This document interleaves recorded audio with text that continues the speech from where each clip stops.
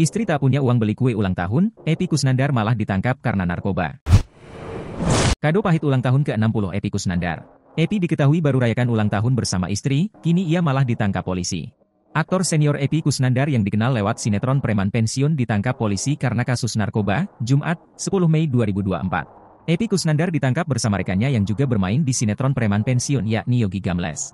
Keduanya ditangkap di sebuah warung milik saudara Epy, di kawasan Kalibata City, Jakarta Selatan, Jumat, 10 Mei 2024.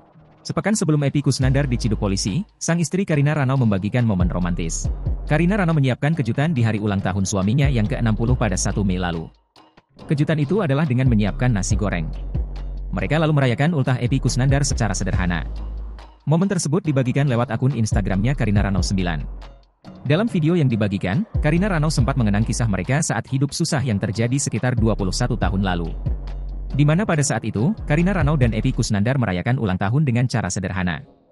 Dan kini perayaan sederhana terulang kembali. Pada video di Instagram itu, Karina Rano juga apa adanya mengeluarkan pengakuan sederhananya. "Bunda lagi tidak punya duit, jadinya pakai nasi goreng saja," ucap Karina Rano. Ucapan Karina Rano itu pun langsung dijawab Epy Kusnandar. "Semoga di usia yang ke-60, kita bisa mendapat kerjaan baru, amin," papar Kang Mus. "Pernah waktu di Saharjo seperti ini juga, ketika tidak punya uang.